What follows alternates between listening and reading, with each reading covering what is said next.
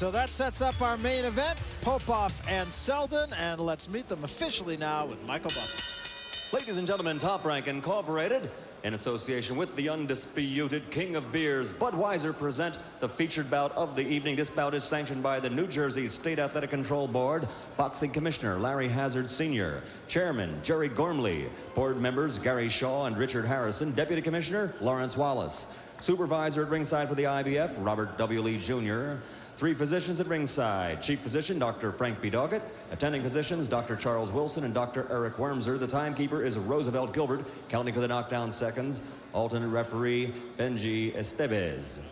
The 3 judges scoring this bout on a 10-point must system are Frank Brunette, Vinny Renoni, and John Stewart. And now, ladies and gentlemen, from Donald J. Trump's Taj Mahal Casino Resort here in Atlantic City, let's get ready to rumble!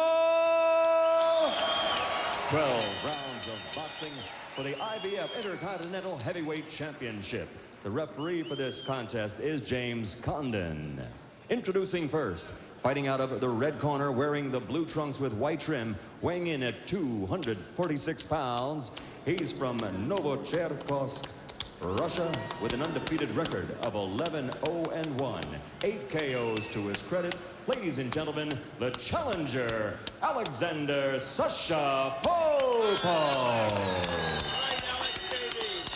And his opponent, fighting out of the blue corner, wearing the black trunks with gold trim, weighing in at 231 pounds. From right here in Atlantic City, New Jersey, he brings a professional record of 24 victories with 20 KOs against only 3 defeats. Ladies and gentlemen, the defending IBF Intercontinental Heavyweight Champion, the Atlantic City Express, Bruce Seldon.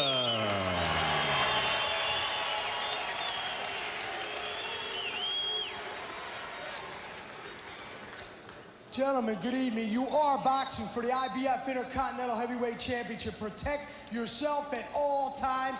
There'll be no punching on the break, gentlemen. This will be a fair one. Respect the bell. Good luck. God bless you both. Touch gloves.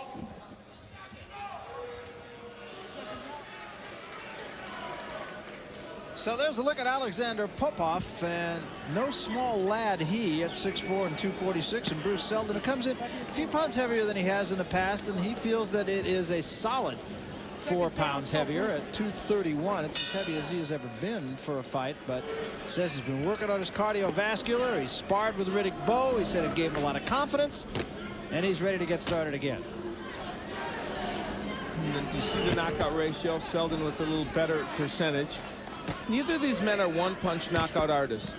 They've gotten their share of knockouts, but there's the right hand by Popov. Very similar styles by each of these men. They will both want to get the jab going. We've seen Seldon many times before. He's got a very quick jab. There's the right by Popov. He has been able to get so far, at least, get the lead right hand in a little bit. It's a pretty quick punch, too. And remember, Tony Tubbs decked Seldon early with it. Bruce has been down early against Jose Rebalta, and then he got up to beat him, of course, and then against Bowe, didn't get up to beat him, and Tubbs got up and went 10, but lost the fight.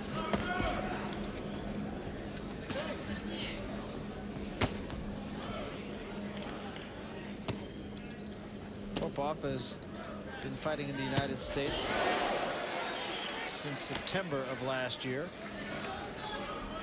So he's actually only had 3 fights in the United States, this being his 4th.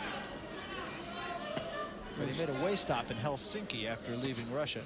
It was an important fight because he beat Mike Dixon, who also lost to Bruce Seldon, and we saw Dixon against Ray Mercer.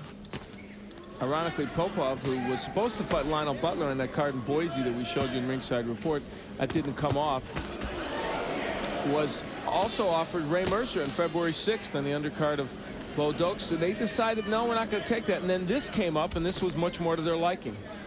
Well, this is the fight they really believe that they have a legitimate chance to win, and I think they probably accurately so thought that getting in with Ray Mercer might be a little bit premature. Mercer with power and with a great chin.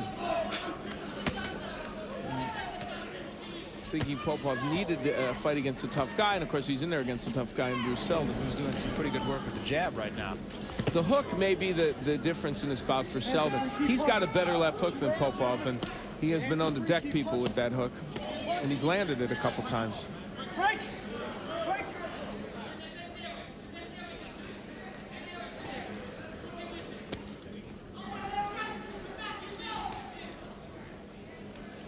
Bruce Seldon's making a very good move, and if he follows up on it, he's dipping down to his left and getting himself in good position to crank that left hook. And after watching his first round, I'm more and more convinced that the hook could be the key for Bruce Seldon, because that's the one punch that he has. I didn't put it in the keys to victory because it didn't seem to be one that he would be able to use as effectively. He can get that in against Popov.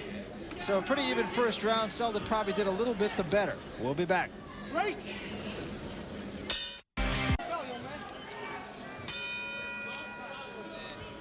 We start the second round now, and whether or not Alexander Popov understood the advice of his corner is of some question, but they were saying that Seldon is looking to load up on the hook, so you got to keep the right hand up.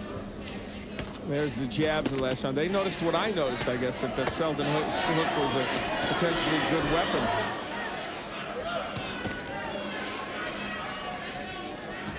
Seldon has opened a little cut on the bridge of the nose. Actually, it's right on the nose of Popov. Wild right hand by Popov, and he'll pay the price for that. Well, Seldon tried to counter him with the left hook. In that case, he couldn't. What Popov was effective with once or twice in the first round is that short right. There it is. Yeah. That's the punch. That's a punch that Bruce Seldon's had some trouble with in the past.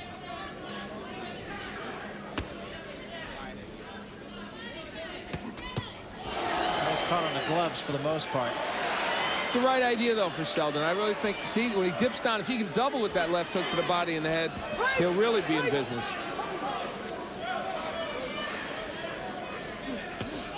Cut on the nose is going to bleed a lot. I don't think it's anything that could really be a big problem, at least at this juncture of the fight for Popov, but there will be a lot of blood.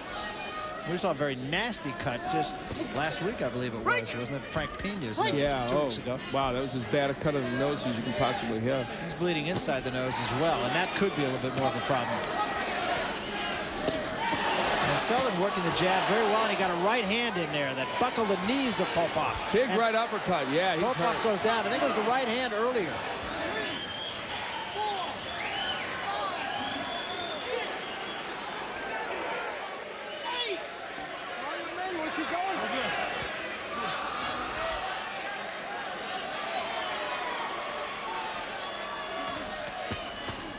And another chopping right hand sends Popov down again. There is no 3 knockdown rule, remember. That one is a residual effect of the other.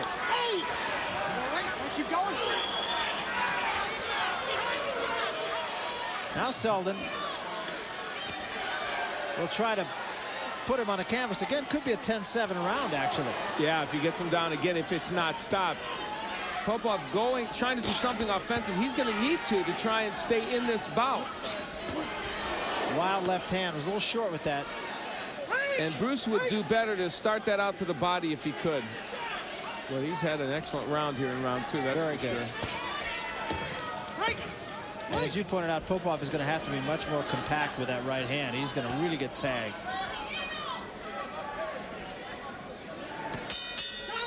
Excellent round for Bruce Seldon. Sit down, sit down, sit down, sit down. Got some work to do on that cut on the nose. It's a pretty serious cut, as you can see.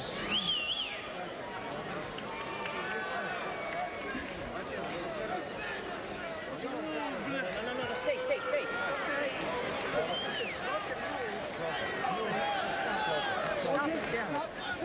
They stopped the fight. Yeah, they stopped the fight. And they stopped the fight because they said what had happened is the nose broke. And actually, I don't want to get into giving a medical report here, especially a graphic one, but it did split the skin on the outside. And so they feel that that's a cut that cannot be stopped. And because you can defend this easily, because in addition to that cut, Bruce Seldon had him hurt so badly. You really did get the feeling that Popov would have had a heck of a time trying to get back in this fight. I think so that's that right. coupled with the cut, that alone wouldn't have stopped the fight, but with the cut, you can make a strong case for it. And Bruce Seldon did exactly what he wanted to do tonight, got himself an impressive win and used power to do it. Ladies and gentlemen, referee James Condon, acting on the advice of the physicians at ringside, determined the challenger Alexander Popov is unable to continue. The winner, the official time, end of the second round, technical knockout. He's still the IBF Intercontinental Heavyweight Champion, the Atlantic City Express, Bruce Seldon.